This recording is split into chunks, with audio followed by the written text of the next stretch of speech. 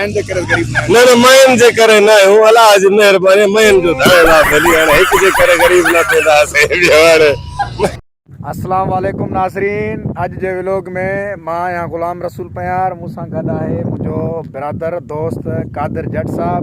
इन वक्त असां खेजू लग नूर पीर दरबार ते मेले तरफ़ वञी रहिया आहियूं ऐं तमामु दोस्त असांजे इन व्लॉग सां जुड़िया रहो। असांजे चैनल खे लाइक कयो, फॉलो कयो ऐं असांजो दोस्त वधीक छा कमेंट्स ॾिने। अस्सलाम वालेकुम दोस्तों, सबको पहले मैं दोस्तन के खेजू क्रॉस करे चुका आहियूं। माशाअल्लाह तमामु बहितरीनु ख़ूबसूरत जेको आहे इहो व्यूज़ आहिनि ॾिसण जा, वारी जा दड़ा ऐं पर हिकिड़ी ॻाल्हि आहे हिते रस्ते जी जेकी आहे वॾी तकलीफ़ आहे। कादिर भाई एॾो वॾो माग आहे नूर पीर, केतिरे ई सालनि खां हिते सालाना मेला बि लॻनि था पिया, पर हिते रस्ते जी सहूलियत न आहे।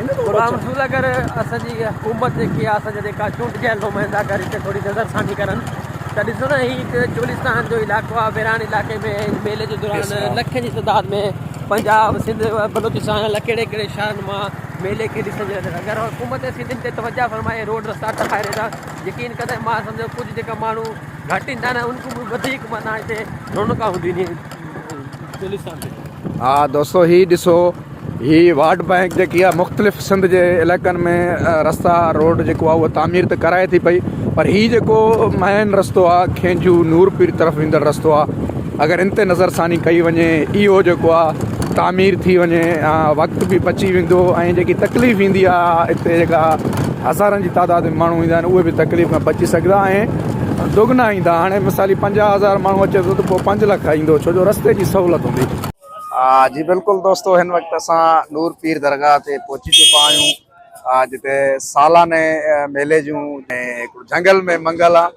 वॾी तादाद में हिते शहरी हितां जा इंजॉय करण जे लाइ पहुतल आहिनि ऐं हिते काफ़ी जेका आहिनि तव्हां ॾिसी सघो था त हिते तफ़री जे लाइ काफ़ी पॉइंट्स क़ाइमु कया विया आहिनि।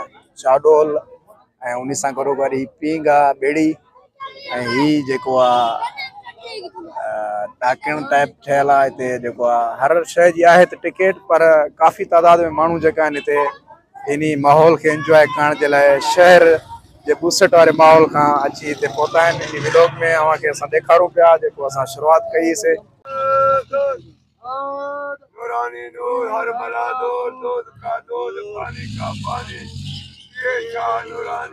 तो जीअं त व्लॉग में अव्हांखे असां शुरूआति में ई ॿुधायोसीं त हिन वक़्तु असां दरगाह नूर पीर जे मेले ते वञी रहिया आहियूं ऐं तक़रीबन अॼु मेले खे चौथो ॾियारो आहे।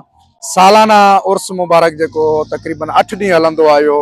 हिन वक़्तु साम्हूं अव्हांखे वीडियो में नज़र अचे थो त रोज़ो मुबारक आहे, मुख़्तलिफ़ झंडनि सां जेको आहे उनखे सजायो वियो आहे ऐं हिते झंगल में हिकिड़ो मंगल क़ाइमु थी चुको आहे। वॾी तादाद में हिते माण्हू जेका आहिनि हिते तफ़री करण अचनि था। सिंध, पंजाब, बलोचिस्तान ऐं ॿियनि केतिरे ई इलाइक़नि मां जेका आहिनि माण्हू हिते इन मेले खे इंजॉय करण अचनि था ऐं हिते बिल्कुलु बाज़ार सजी चुकी आहे तफ़री जे लाइ। ॿेड़ा, झूला वग़ैरह वग़ैरह जेका आहिनि उहे हिते आहिनि। उते नंढा वॾा माण्हू जेको आहिनि उन मां लुत्फ़ अंदोज़ थियनि था ऐं उन्हनि ते जेको आहे सैर कनि था पिया ऐं वॾी तादाद में हिते पास गिरदाई में गोपा बि क़ाइमु आहिनि। उते जिते चांहियूं ऐं मुख़्तलिफ़ खाधा जेका आहिनि पचाए महिमाननि जी जेकी आहे उते ख़िदमत कई पई वञे, जेका मेलो घुमण जे लाइ अचनि पिया।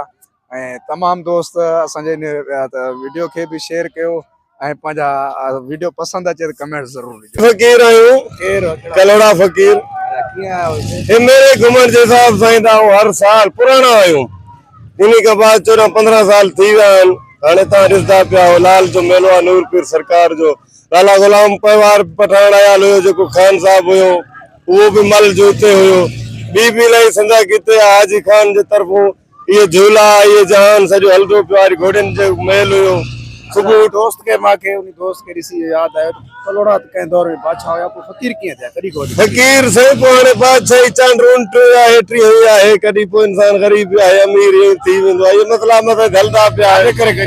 ग़रीब इन जे करे थी वियासीं, वोटनि में हरी वियासीं त पोइ ग़रीब बि थियणो पवंदो आहे। सुवाल कयो माइन जे करे ग़रीब न मयन जे करे न हूं अलाह जी मेहरबानी मयन जो धारणा भली हाणे हिक जे करे ग़रीब न थींदासीं।